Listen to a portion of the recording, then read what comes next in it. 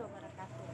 Perkenalkan, nama saya Indi Makfirah dengan NIM 19920420037 dari Prodi Pendidikan Akuntansi Angkatan 2019.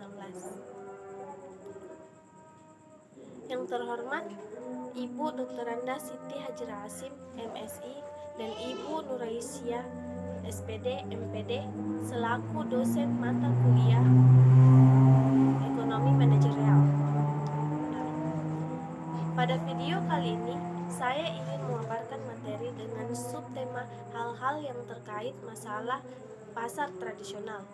Nah, sebelum masuk ke penjelasan tersebut, saya ingin menjelaskan sedikit apa pengertian pasar tradisional. Nah, sudah ada yang tahu? Baik, saya akan menjelaskan.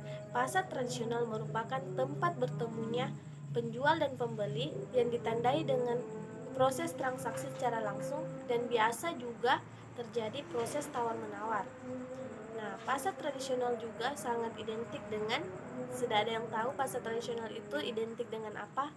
Baik, saya akan menggambarkan sedikit tentang apa-apa saja yang teridentik dengan pasar tradisional. Nah, pasar tradisional itu sangat identik dengan 1. Toko-toko kelontong, 2. Kios-kios, 3. Pedagang eceran, 4. Penjual bahan pokok makanan seperti penjual sayuran, penjual buah, penjual telur, penjual daging, dan lainnya juga penjual pakaian. Nah, sekarang kita masuk ke penjelasan hal-hal yang terkait masalah pasar tradisional. Seperti yang disinggung di muka, bahwa memasuki pasar internasional, resiko-resikonya itu lebih besar dibanding berbisnis di pasar domestik. Oleh karena itu, maka pertimbangan yang perlu diambil perusahaan sebelum memasuki suatu pasar internasional adalah antara lain masalah risiko ini. Nah, berikut ini indikator resiko berbisnis di luar negeri yang biasa dikatakan atau diistilahkan sebagai foreign country risks sebagai berikut. A. Risiko politik dan keamanan.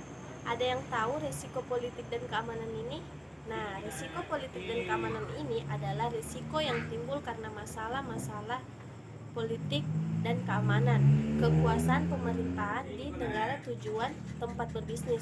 Dan adapun indikator risiko politik ini antara lain 1. Sistem politik, 2. Bentuk pemerintahan, 3. Jenjang suksesi kepemimpinan, 4. Penyesuaian institusi politik. Bagian B, risiko ekonomi dan sosial. Ada yang tahu risiko ekonomi dan sosial? Nah, risiko ekonomi dan sosial ini merupakan risiko yang timbul karena masalah ekonomi negara tujuan berbisnis. Dan adapun indikator risiko ekonomi ini ada 9 poin, yaitu 1. Posisi neraca pembayaran, 2. Bentuk dan struktur uang luar negeri, 3. Besarnya beban dan utang baik dalam maupun luar negeri, 4. Kecukupan cadangan internasional, 5. Standar hidup dan pemerataan pendapatan, 6. Kondisi ketenaga kerjaan, 7. Karakteristik budaya demografi, 8. Proyeksi perekonomian jangka panjang termasuk kemungkinan buruk yang dapat ditolerir. 9. Dampak perubahan kebijakan, yaitu cost of policy trade-off. Nah, adapun tujuan saya membuat video kali ini untuk memenuhi syarat tugas MIT mata kuliah Ekonomi Manajerial. Sekian materi dari saya. Apabila ada kesalahan kata, mohon dimaafkan. Wassalamualaikum warahmatullahi wabarakatuh. Terima kasih.